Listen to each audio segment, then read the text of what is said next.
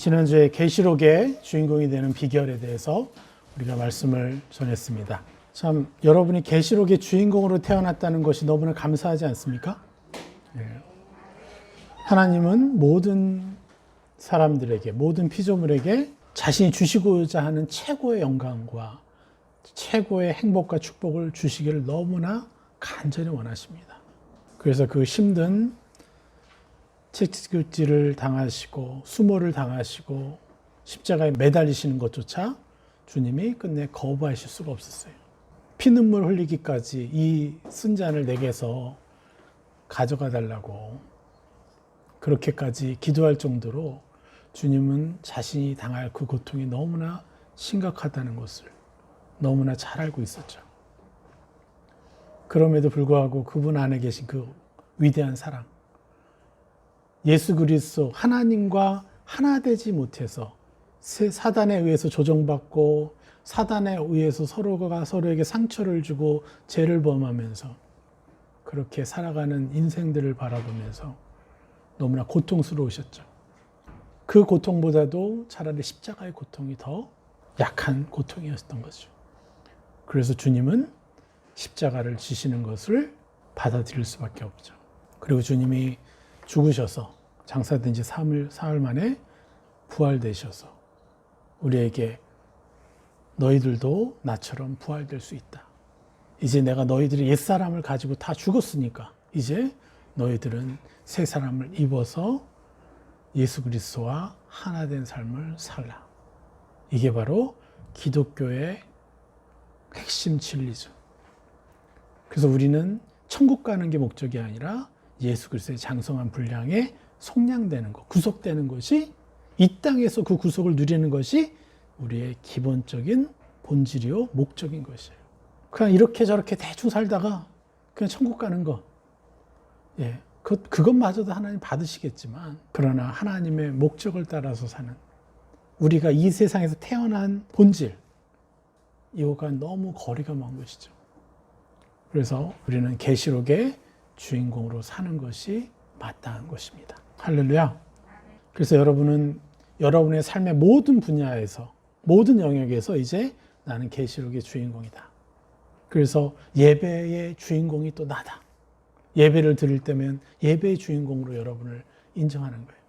예배의 주인공이 지금 이 자리에 있을 때 예배의 주인공은 누구예요? 전가요? 제가 목사고 이 예배를 인도하기 때문에 제가 예배의 주인공인가요? 그러면 하나님이 예배의 주인공인가요? 맞죠. 그렇게 얘기할 수 있죠. 그런데 하나님은 그렇게 생각하지 않으세요? 하나님은요, 여러분 한 분을 한 분을 예배의 주인공으로 보시는 거예요. 하나님의 목적은 여러분과 하나 돼서 여러분과 같이 사귀는 것이 목적이에요. 종교나 하나님이 주인공이죠. 진짜 이 찬란한 아버지는 여러분들 보셨잖아요. 우리 아가들 이렇게 하는 거 너무 행복하지 않아요? 저 아이들 보면서 저 아이들을 바라보는 우리의 기쁨에 1기가스, 1조 배 이상의 그 기쁨과 그 관심으로 그 하나하나 아이를 주인공으로 바라보시는 하나님의 그 심정. 그래서 여러분들이 이 예배의 주인공이십니다. 그래서 주인공답게 이 예배를 준비하고 또 이 예배를 위해서 기도하고 이게 여러분의 마땅한 본분이에요. 참 우리 안에는 이 모든 영역이 있어서 내가 친구들과의 관계 속에서도 또 어떤 큰 대회에 나가서 나는 청중의 위치에 있을지라도 나는 그 자리의 주인공이다라는 것을 여러분 잊지 마셔야 돼요. 왜요? 여러분들은 그곳에서 수많은 사람들을 다스려 줄 수가 있으니까요. 그래서 여러분 정말 깊은 자존감으로 여러분이 무엇을 하건 어디에 있건 또 누군가를 만나기 위해서 가요? 그럼 만나는 그 길에 그 만남을 위해서 여러분 주인공답게 하나님께 상의하고 하나님과 함께 다스려주고 어떤 사사로운 자리에 가서도 하나님 내가 그곳의 주인공입니다. 아버지 내가 주인공으로서 어떻게 해야 됩니까? 그런 주인의 마음으로 항상 다스리러 가는, 섬기러 가는 그런 삶을 사시기를 축원합니다. 그러면 여러분 그곳에서 분명히 전도 열매가 나오게 돼 있어요. 여러분이 그렇게 많은 사람들을 축복했는데 안 변하는 게 이상하죠. 물론 교회에 데리고 오는 열매도 있겠지만 여러분들이 축복하면서 그들의 삶이 바뀌어가는 그것은 반드시 여러분들 안에서 나와야 되는 거예요. 내가 주인공으로 살 때 분명히 그곳에서 많은 영혼들이 변화가 일어나는 것이고, 그래서 여러분의 가치를 더 높이십시오. 그렇다고 내가 주인공이니까 하면서 막 나서라는 얘기가 아니에요. 그곳에 가서 막 시도 때도 없이 나서서 뭘 하라는 것이 아니라는 거예요. 그래서 여러분, 계시록의 주인공이 우리가 되지만 그 계시록의 주인공답게 내가 어느 곳에 가든지 주인처럼 행하는 하나님의 마음으로, 또 내가 바라볼 수 없는 것을 하나님도 바라볼 수 있도록 그렇게 행하시기를 축원합니다. 자, 오늘 말씀은 참 이스라엘이 되는 비결에 대해서 말씀을 전하려고 합니다. 여러분, 이스라엘의 상징적 의미가 무엇이죠? 여러분, 그것을 알고 있습니까? 우리가 계시록을 보고 성경을 보면서 많은 분들이 굉장히 헷갈려하고 명확하게 그것을 해석하지 못하는 이유가 이스라엘이라는 그 단어의 상징적 의미를 온전히 알지 못하기 때문에 그렇습니다. 그래서 오늘은 이 이스라엘의 상징적 의미가 무엇인지를 분명히 밝혀드리고, 또 그 이스라엘과 내 자신은, 여러분 자신은 어떤 관계가 있는지, 상관관계가 있는지 명확히 알 수 있도록 또 말씀을 전할 것입니다. 이 모든 것을 명확히 알아서 우리가 진정한 그 아버지의 뜻 가운데서 하나님을 만나며 사는 그런 찬란한 인생을 여러분이 누릴 수 있기를 간절히 축원합니다. 지난주에 분명히 말씀드렸죠. 마지막 시대의 주인공이 될 사람들의 거룩의 기준을 분명히 이 계시록에 밝혀주고 있다라고 분명히 말씀드렸습니다. 그래서 예수 그리스도를 시작해서, 그렇죠?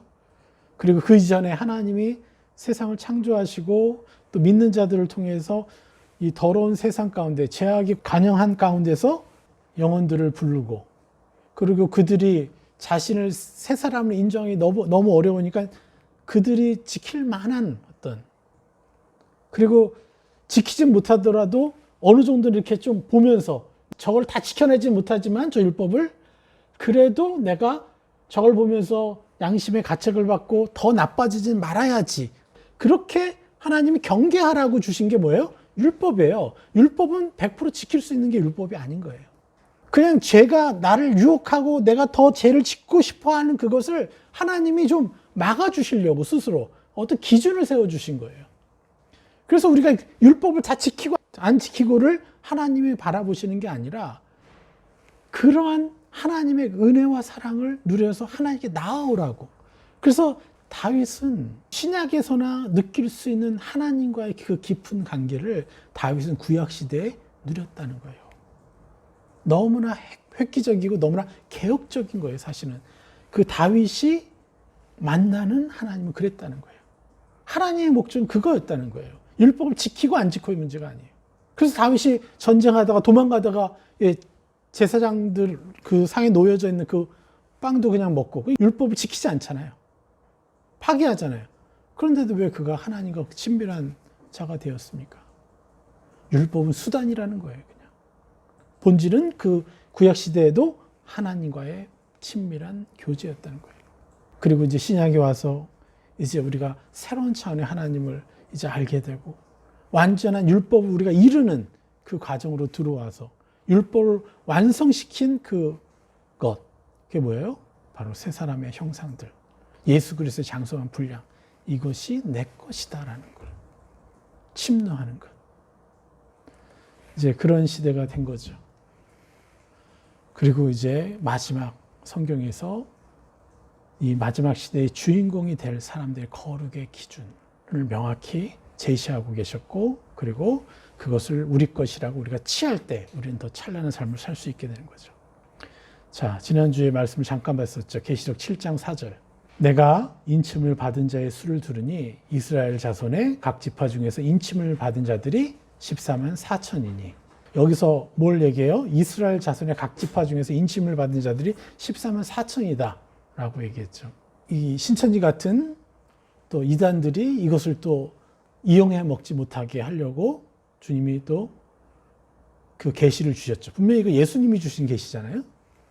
천사를 보내서 보여주신 거잖아요. 9절에 뭐라 그래요? 이후에 내가 보니 각 나라와 족속과 방언에서 아무도 셀 수 없는 큰 무리가 나와 흰 옷을 입고 손에 종려 가지를 들고 보좌 앞과 어린 양에 서서 큰 소리로 외쳐 이르되 구원하심이 보좌에 앉으신 우리 하나님과 어린 양에게 있도다 하니. 정말 각 나라와 족속과 방언, 이 모든 온 인류 가운데 셀 수 없는 큰 무리라고 했습니다. 인간으로서는 셀 수가 없는 숫자죠. 그들이 어디에 와 있다는 거예요? 천국에 와 있다라는 거죠. 왜 이게 가능해요? 하나님의 그 은혜. 하나님의 은혜의 어떠함을 얘기하는 거죠. 그래서 10절에 뭐라고 고백해요? 이들이 큰 소리로 외쳐 이르되 구원하심이 누구에게 있다고 그랬어요? 보좌에 앉으신 우리 하나님과 어린 양에게 있다는 거예요. 그래서 예수 그리스도의 그 희생 때문에 내 모든 죄가 씻기었습니다 라고 고백할 때 우리는 구원받는다는 것. 그래서 그 구원하심이 이 모든 것을 디자인하신 하나님과 이것을 실행하게 하신 예수 그리스도, 이걸 통해서 가능해졌기 때문에 우리가 수많은 죄를 져서, 그래서 많은 사람들이 그런 얘기 하잖아요. 많은 그리스도인들이 저한테 하는 말이, 저는 아마도 부끄러운 구원을 받을 것 같아요. 간신히 구원받아서 그냥 천국에 가는 정도. 그럴지라도 하나님은 구원하십니다. 왜 그래요? 하나님은 심판하시는 하나님이 아니기 때문에. 수많은 사람들을 회복시키고 수많은 사람들의 은혜를 베풀려고 하는 것이기 때문에. 그럼 이렇게 되면요, 성도들이 또 어떻게 해요? 방만해요. 뭐 대충 살아도 천국에 가는구나. 그러니까 양들이 말을 안 들으니까 어떻게 해요? 좀 하나님께 더 충성되고 하나님의 일을 하고 또 그렇게 좀 멋지게 살아가는데 그런 거 안 하고 그냥 자기네 상황과 환경에 놓여가지고 그냥 방만하게 사니까 지도자들이 열을 받아가지고 이제 조금 더 무섭게 하는 거죠. 자꾸. 제일 무섭게 하는 건 신천지 같은 이제 이단들이 하는 거고. 더 무섭게 하면 어떻게 돼요? 이슬람처럼 지하들을 하는 거예요. 그래서 내가 이 전쟁에서 내가 폭탄 테러하면 나는 바로 천국 간다. 이렇게 믿게 하고. 신실한 무슬림들을 대상으로 이렇게 훈련시켜서 전쟁을 일으키게 하고. 근데 그거를 다 일으키는 그들은 뭐예요? 다 자기의 이득을 위해서 그렇게 하는 것이죠. 당하는 것이죠. 자, 그런데 지난주에 더 마저 얘기하지 못했던 게 뭐냐면, 자, 그러면 이스라엘 사람 중에 14만 4천 명만 구원을 받느냐. 이 말씀에, 이 계시록의 참 목적이 뭡니까? 구원받은 숫자예요? 아니면 신부의 영성과 계시록의 주인공다운 삶을 사는 자가 되라는 것이 목적이에요. 계시록의 목적은 우리가 그냥 천국에 들어가는 존재로 사는 것만도 축복이지만, 진짜 하나님이 우리에게 주시고 싶은 진짜 축복은 신부가 되는, 계시록의 주인공으로 살라는 것이 이 계시록의 목적인 거잖아요. 그래서 이 이스라엘은 뭐냐? 이스라엘은 그냥 이방인과 구별된 이스라엘을 얘기하는 게 아니라 하나님의 진정한 자녀다운 삶을 사는 자들 이스라엘이라고 하는 거예요. 창세기 32장 28절에 뭐라고 합니까? 그가 이르되 내 이름을 다시는 야곱이라 부를 것이 아니요 이스라엘이라 부를 것이니 이는 내가 하나님과 및 사람으로 더불어 겨루어 이겼습니다. 자, 야곱은 누구였어요? 이스라엘이 되기 전에 야곱, 그 야곱의 뜻이 뭐예요? 발꿈치를 붙잡은 자예요. 그죠? 그러니까 이게 무슨 뜻이야? 발꿈치를 붙잡는다는 게. 세상 풍조를 따라간다는 거잖아요. 예? 세상 사람들과 자기심을 의지해서 그 발이라도 잡고 자기가 가겠다는 거야. 이기려고 하는. 그러니까 굉장히 이기적인 삶을 살았잖아요. 그래서 야곱이. 그리고 헛된 꿈을 쫓았잖아요. 한 여자 쫓겠다고 막 7년을 힘들게 일하고 그것도 안 되니까 또 7년을 더 일해서 참 헛되고 헛된 것에. 그런데 이제는 야곱이라고 부르지 않고 이스라엘이라 부를 것이니, 그 이스라엘의 의미가 뭐예요? 여기서 설명하잖아요. 내가 하나님과 및 사람으로 더불어 겨루어 이겼습니다. 그래서 이스라엘은 의미가 뭐예요? 하나님과 더불어 겨루어서 이긴 사람이 뭐예요? 바로 이스라엘이라는 거예요. 이게 참 이스라엘이에요. 그냥 이스라엘 사람으로 태어난 게 이스라엘이 아니라 그 예수님이 야곱이라는 사람을 이스라엘로 만든 것처럼 하나님과 겨루어 이긴 사람은 다 누가 되는 거예요? 이스라엘이 되는 거예요. 이스라엘 사람이라고 거룩한 게 아니에요. 자, 이스라엘의 수도가 어디죠? 텔아비브에 그 1년에 한 번씩인가요? 무슨 대회가 열려요. 세계에서 가장 큰 대회. 그게 뭔지 아세요? 동성애 축제. 세계 최대의 동성애 축제가 텔아비브에서 열려요. 그 예루살렘과 몇 시간 거리인데. 그 이스라엘이라고 해서 다 이스라엘처럼 사는 게 아니라는 거예요. 그럼 예루살렘에 있는 사람들은요? 아주 율법을 지킨다고 막 그러는데 아주 그냥 돈말 밝히는 얼마나 많은 사람들이 있는지. 이스라엘 그 통곡의 벽에 가면요. 엄청나게 실망하실 거예요. 그냥 종교인들이 바글바글해요. 태필 외우면서 막 기도하면 뭐 돈을 주잖아요. 그럼 막 그걸 그냥 눈이 번쩍대요. 막 졸다가도 돈 주면은요. 그러니까 우리는 다 죄인이라는 거예요. 이렇게 살아도 저렇게 살아도 우리 힘으로 살면 그렇다는 거예요. 그래서 중요한 게 뭐냐. 그냥 이스라엘 사람이라고 거룩한 게 아니라 이스라엘의 진정한 의미. 하나님과 겨루어서 이기는 자. 그 삶을 사는 것이 완전한 이스라엘이라는 거예요. 그래서 참 이스라엘이다. 이렇게 말씀드리는 거예요. 자, 하나님과 및 사람으로 더불어 겨루어 이겼습니다. 이게 이제 오역으로 봐야 되죠.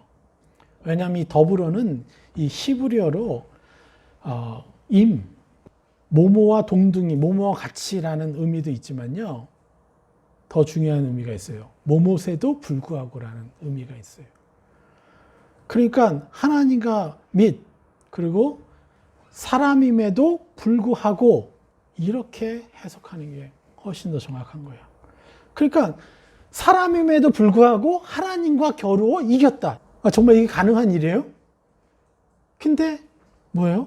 야곱은 그 이기적인 마음으로 자기가 하나님께 축복을 받아야 되기 때문에 하나님을 놔주지 않았어요. 하나님이 그래서 뭘 해줬어요? 대신 주었죠. 이게 똑같은 거예요. 제가 신천지 분한테 천국은 침노하는 자일 것입니다. 그랬더니 어떻게 사람이 천국을 침노하냐고. 그냥 침노 당해주는 거죠, 하나님이. 하나님은 사람과 겨루어서 져주기를 원하시는 게 하나님이시잖아요. 그래서 진정한 하나님의 형상에는요, 이게 더 합당한 거예요. 사람임에도 불구하고 하나님과 겨루어 이긴 자가 나오는 것을 하나님이 너무 원하시는 거죠. 그래서 마태복음 11장 12절에 뭐라고 합니까? 세례 요한의 때부터 지금까지 천국은 침노를 당하나니 침노하는 자는 빼앗느니라. 자, 그러면 세례 요한이 마지막 선지자라고 하는데 그 이전의 선지자와 차이가 뭐예요? 왜 꼭 세례 요한 때부터 지금까지라 그랬어요? 그전에는 왜 천국이 침노당하지 못했죠? 물론 침노당하기를 하나님 원하셨죠. 그런데 왜 그랬냐? 세례 요한 때부터는 뭘 가르쳤어요? 참 회개를 가르쳤어요. 옛사람이 죽고 새 사람을 입는. 회개하라, 천국이 가까웠느니라. 이 회개를 가르쳤다는 거예요. 그래서 세례 요한 때부터는 이제 참 회개, 메타노이아, 내 생각을 바꾸는 회개를 가르친 것이죠. 그것이 가능했기 때문에 이제 예수님이 오셔서 복음을 전해도 들을 수 있는 사람들이 있었던 거예요. 그냥 예수님이 그냥 오셔서 세례 요한에 이러한 일이 없이 나눴다면 바로 죽임을 당했을 수도 있어요. 일도 제대로 못 하시고. 그래서 세례 요한을 통해서 대신 그 사람의 마음들을 이제 기경하는 그런 시간들이 있었던 거죠.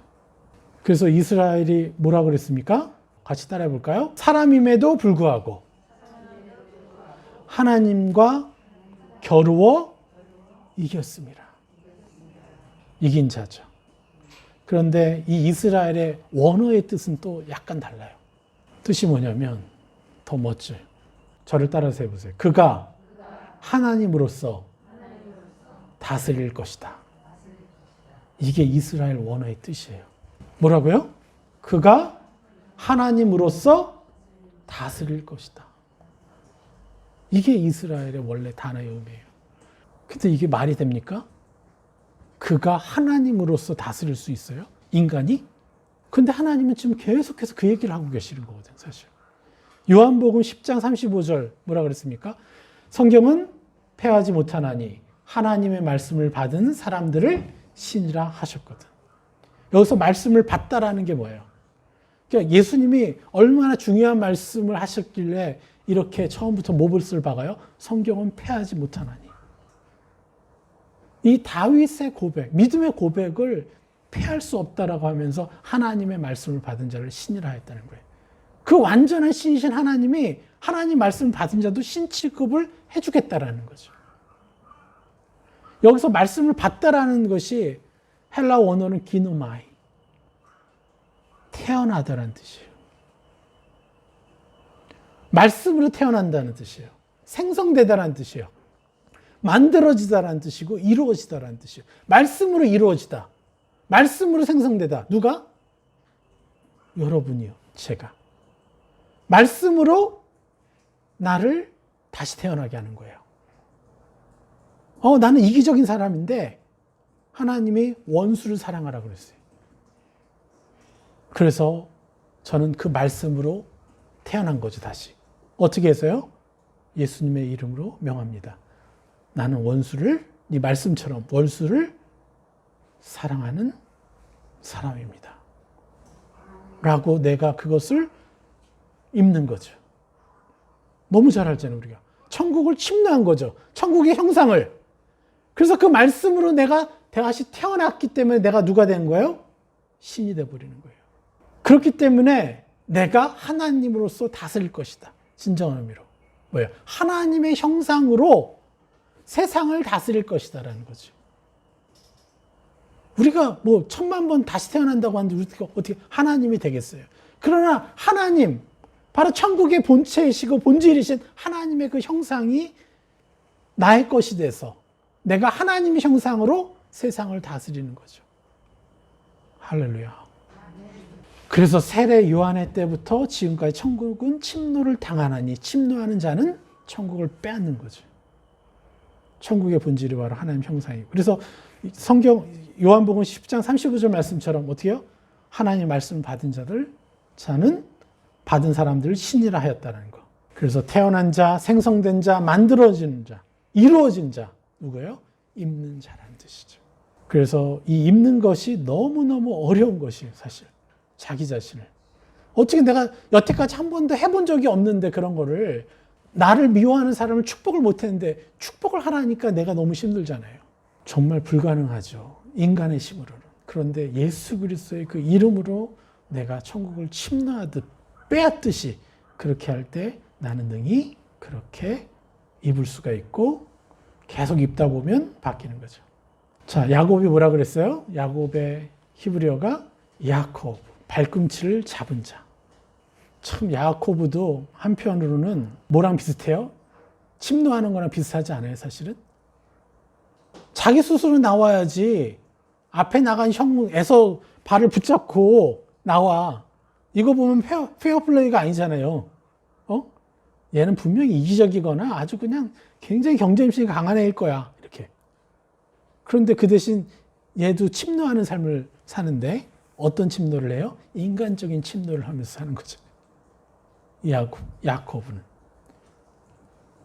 그런데 이제는 하나님의 은혜를 힘입어서 하나님의 이름으로 선한 것들, 세상 것이 아니라 하나님 형상을 침노하는 자. 그러니까 야곱은 뭐예요? 세상을 침노했다면 이스라엘은 뭘 침노해요? 하나님의 형상을 침노하는 거죠. 천국을. 이게 본질적으로 다른 거예요. 그러니까 우리가 자꾸 세상을 침노하려고 자기가 이렇게 살다 보면 자기가 지저분해지고 어두워지고 막 그 음란함에 묶이게 되고 모두 지저분한 게 묶이게 되고 경쟁하려고 하고 막 자기 내면은 계속 내가 그렇다고 얘기해요. 그런데 그것과 막 싸우느라고 지치는 거야, 우리가. 그런데 우리가 천국을 침노하기 시작하면 이 내면의 본질 자체가 악한 영이 나를 속이려고 해도 나를 옛사람 취급하려고 해도 그거를 너무 쉽게 거절할 수가 있는 거죠. 얼마나 감사합니까? 그래서 하나님은요, 야곱으로 살 것이냐, 이스라엘로 살 것이냐. 그런데 이스라엘로 살 수 있는 모든 것은 다 하셨지만 그 선택권은 누구한테 주시는 거예요? 우리 각 사람에게 주시는 겁니다. 그래서 우리가 부끄러운 구원을 받아서 그냥 어린 양의 결혼식에 하객으로 참여하는 그런 삶을 살 것이냐, 아니면 정말 신부가 돼서 정말 가장 중요한 주인공으로 살 것이냐. 그 숫자가 많지 않다는 거예요. 정말 너무 많은, 그러니까 비례적인 거죠. 능히 셀 수 없는 큰 무리 중에 14만 4천인 거예요. 이해가 되세요? 그게 진짜 일반적인 산수로 따지는 14만 4천인지 아닌 상징적인 숫자인지 우리는 모르겠어요. 예? 정확히 14만 4천이 수학적인 숫자다. 이것도 우리는 말할 수가 없어요. 어느 누구도 자신 있게 말할 수 없어요. 그래서 최소한 상징적인 의미는 갖는 거죠. 그만큼 엄청나게 많은 구원받은 숫자 중에서 이렇게 신부의 영성을 가지고 계시록의 주인공처럼 살아가는 사람들은 많지는 않다라는 거예요. 그렇다고 여러분 하나밖에 없는 인생이고 이제 영원한 시간을 살아갈 여러분의 인생인데 그냥 하객으로 살고 싶으세요? 너무 억울하지 않아요? 이를 알게 될 거예요. 우리가 하늘나라 올라가서 이 실체를 다 보게 되면 너무너무 억울할 거예요. 내가 그때 이 땅에서 좀 구원을 받았으면 좋았을 거예요. 이 땅에서부터 그 구원을 누렸으면 좋았을 것을. 하늘나라 올라가면 알겠죠, 우리가. 뭘 알아요? 내가 매 순간순간 잘못된 선택을 했다는 것을 보게 될 거예요, 여러분들은. 얼마나 많은 실수들을 했는지. 거기 가서는 그 실체가 다 보이니까. 근데 한편으로는 그럼에도 불구하고 나를 이 천국으로 불러주신 하나님을 찬양하겠지만 한편으로는 너무너무 가슴 아프고 하나님께 죄송하기도 하고 수많은 아픔이 또한 기다려질 거예요. 물론 이 지옥과 같은 이 땅에서의 그런 아픔은 아니겠지만. 그래서 여러분들 정말 명확하게 여러분 인생을 정말 존귀 대우하셔야 돼요. 내가 신부가 될 것이냐, 하객으로 영원한 시간을 살 것이냐, 주인공으로 살 것이냐, 아니면 주인공을 살짝 돕다가 대충 사라지는 조연으로 살 것이냐, 아니면 그냥 아예 구경꾼으로 살 것이냐.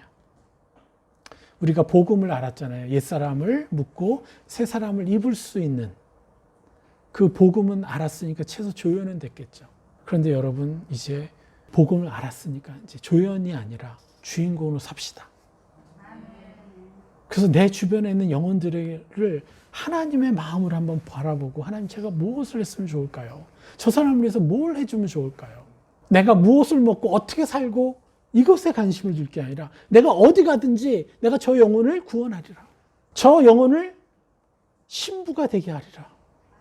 이러한 열정이 우리에게 필요한 거예요. 이게 하나님 아버지를 사랑하는 진정한 마음인 것이죠. 지난번에 계속 얘기했지만 오늘 참 이스라엘의 영성을 조금 더 구체적으로 말씀드리자면 계시록 14장 3절부터 5절을 조금 더 풀어드리도록 하겠습니다. 자, 같이 읽어보겠습니다. 그들의 보좌 앞과 내 생물과 장로들 앞에서 새 노래를 부르니 땅에서 속량함을 받은 14만 4천 밖에는 능히 이 노래를 배울 자가 없더라. 자, 새 노래라 그랬어요. 예.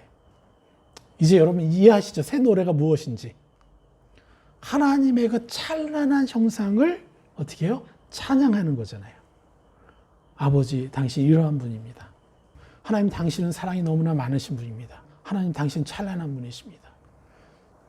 그런데 세상 사람이 와가지고 하나님 당신은 너무나 놀라운 사랑이시고 나를 너무나 존귀히 여기셨고 나를 너무 사랑해 주셨습니다라고 고백하는 그 말을 들을 때 상처 많이 받고 좀 고통 속에서 살다가 오늘 처음 참석한 사람은 그 말을 듣고 어떻게 느낄까요? 어디 그래? 여태까지 나는 비교당하고 사랑도 못 받고 저주같이 이제 살아서 내가 죽기 전에 한번 와보자 하고 교회 참석했는데 뭐 하나님은 사랑이시라고? 사랑이시라면 내가 왜 이런 삶을 살도록 이렇게 방치를 했어? 반발이 일어나지 않을까요? 심지어 일어나서 그 사람 때릴 것 같아. 때려줄 것 같아. 그 사람의 그 고백을 이 사람은요 받아들일 수가 없겠죠. 왜요? 그런 사랑을 못 해봤기 때문에. 하나님의 그 찬란한 그 노래를 알아들을 수 있는 사람을 누구라 그래요? 땅에서 속량함을 받은 14만 4천 밖에는 능히 이 노래를 배울 자가 없더라. 그래서 분명히 말씀드렸잖아요. 땅에서 속량을 받아본 사람만이 그냥 죽어서 하나님의 그 진리가 예수 그리스도가 우리를 위해서 죽으셨다는 그 의미가 어떤 의미인지를 아는 자가 아니라 그리고 교회를 다녔어도 옛사람 벗기지 못하고 새사람 입어본 적이 없는 사람이 어떻게 이것을 알겠어요? 그래서 땅에서 속량함을 받은 자는 교회에 나간다는 거, 영접한 자를 의미한 게 아니라 한 번이라도 옛사람을 벗어버리고 새사람을 입어본 사람만, 그것이 땅에서 속량함을 받은 자라는 거예요. 그런데 어떤 사람은 이걸 듣고도 실패하고 떨어지죠. 조연으로 끝나는 거예요. 그런데 이것을 자기 삶의 원천으로 생각하고 이 삶이 습관화되고 이 삶으로 매일매일 다스리면서 살 때 어떻게 돼요? 그 사람은 진짜 주인공이 되는 거죠. 제가 분명히 말씀드렸지 않았습니까? 저도 엄청나게 음란한 사람이었다고. 그런데 그 음란함들과 싸워서 거절하고 내가 새 사람을 입어서 또 다른 차원의 것을 이겨내고 새 사람을 입으니까 음란한 것이 생각나면 구역질이 나는 그렇게 돼버렸죠. 그러니까 제가 이제 그때부터 거룩한 남자가 된 거죠. 거룩한 남편이 되고 거룩한 아빠가 된 거예요. 저는 사실 막 음란에 약했을 때는 어떻게 싸웠는지 아세요? 이것을 몰랐을 때 너 나 아니야라고 거절을 못하고 세상 믿지 못할 때는 난 그래도 거룩한 아빠로 하나님 살고 싶습니다. 내가 내 아이들한테 부끄러운 아빠가 되고 싶지 않습니다. 그래서 제 거룩을 지키려고 했어요. 제 순결을 지키려고. 선교사를 나갔더니 왜 이렇게 이슬람 자매들이 저를 좋아한다고 하는 여자들이 왜 이렇게 많은 거야. 막. 생긴 건 또 영화배우처럼 생겨가지고 막 순결을 지켰어요. 허벅지에 반을 찔러가면서. 부끄러운 아빠가 되지 않으려고. 제 아내에게 거룩한 남편이 되는 것도 중요한데, 얘 아빠가 됐다는 게 참으로 신기한 게 뭐냐면, 내 아이들에게 정말 거룩한 아버지가 되고 싶은 그 마음이 있다는 게, 그래서 이 아버지가 된다는 건 너무나 놀라운 축복이구나. 저는 그때 알았어요. 저 결혼 전에는 제가 늘 얘기하잖아요. 손잡고 다니는 아빠들 보면서, 인생 다 살았다. 왜 저렇게 나 그래서 나 40살 넘어서야 결혼할 거야. 막 이러면서 선포하고 다녔었어요. 근데 아버지가 되니까, 나는 멋있는 아버지가 되고 싶은 거예요. 그런 것을 보너스로 주시더라고요. 그래서 그걸로 제가 버텨냈는데, 나중에 봤더니, 이거 예수님의 이름을 거절만 하면 되는 거였네? 그리고 예수 그리스도의 그 찬란한 형상을 내가 막 이렇게 입으니까, 이 음란한 것이 구역질이 나버리네. 판단하는 것 자체가 너무 구역질이 나는 것이 돼버리는 거예요. 와, 할렐루야. 그래서 이 땅에서의 구속함을 누리는 사람. 이게 얼마나 놀라운 것인지. 누가복음 9장 23절 볼까요? 또 무리에게 이르시되 아무든지 나를 따라오려거든 자기를 부인하고 날마다 제 십자가를 지고 나를 따를 것이니라. 자기를 부인한다는 거예요. 예수 그리스도를 따라온다는 게 뭐예요? 예수 그리스도와 동행하는 거죠. 예수 그리스도의 장수한 분량을 나의 것으로 침노하기 위해서 자꾸 예수님을 쫓아가는 거잖아요. 예? 그래서 이 자기를 부인하다라는 것이 헬라어로 아팔레오마이, 아주 거절하다라는 뜻이에요. 예? 자기를 아예 거절하라는 거예요. 그리고 묶다라고 했죠. 예? 땅에서 묶으면 하늘에서도 묶이고 땅에서 풀면 하늘에서 풀린다라는 이 묶다. 이게 영어로 forbidden이잖아요. 금하다라는 뜻이거든요. 그런데 이 아팔레오마이가 바로 금하다라는 뜻이에요. 자기를 아예 금해버리는 거예요. 묶어버리는 거예요. 너 나 아니야? 하고 하는. 그렇게 자기를 거절하고 자기 십자가를 지고, 너무 잘 알죠. 진다란, 이게 자기 십자가를 지다라는 것도 헬라어 원어로 아이로, 뭔지 아세요? 없애다라는 뜻이에요. 자기 십자가로 없애버리는 거예요. 치워버리는 거예요. 그리고 또 이 아이로에는 또 무슨 뜻이 있냐면 노력하다라는 뜻이 있어요. 그래서 보통 이제 신학적인 용어로 그리스도에 의해서 죄가 없애지는 것을 묘사할 때 쓰는 지다라는 거, 십자가를 지다라는 거. 그러니까 이 자기 십자가를 지다는 게 더 이상 뭐가 되면 안 되는 거예요? 내 노력으로 내 의를, 자기 의를 자꾸 보이려고 하는 어떤 종교적인 헌신이 아니라는 거죠. 그런데 그 일에 너무나 많이 우리가 묶여 있었죠. 그래서 이 노래를 배울 자, 배울 능력을 가진 자의 그 기준이 뭐냐? 수준이. 바로 에베소 4장 24절. 하나님을 따라 의와 진리의 거룩함으로 지으심을 받은 새 사람을 입으라. 새 사람을 어디만큼 입었느냐? 이것을 결정낸다고 그랬습니다. 그래서 여기서 가장 중요한 게 뭐예요? 바로 골로새서 3장 9절에서 11절 말씀 같이 보겠습니다. 너희가 서로 거짓말을 하지 말라. 옛사람과 그 행위를 벗어버리고 새 사람을 입었으니 이는 자기를 창조하신 이의 형상을 따라 지식에까지 새롭게 하심을 입은 자니라. 여기서 보십시오. 지식에까지 자기를 창조하신 이의 형상을 따라 하나님 형상이죠. 지식에까지 새롭게 하심을 받은 자.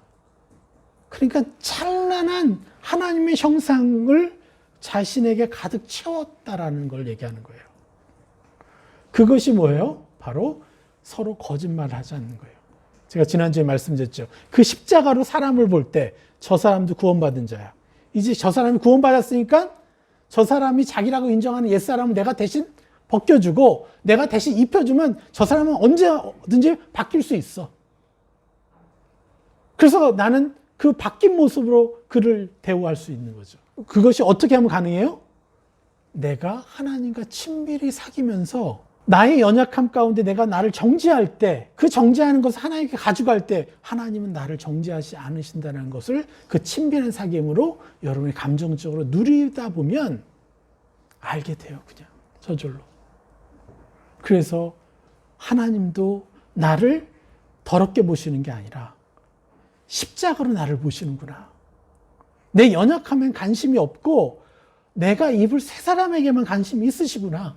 그것을 내가 경험하고 그것으로 내가 새 사람 입을 때마다 나는 그만큼 다른 영혼들에게도 그렇게 보게 되는 거예요. 그래서 그들의 연약함에 관심이 있는 게 아니라 이것을 통해서 내가 저 사람에게 어떤 새 사람을 입혀줄까.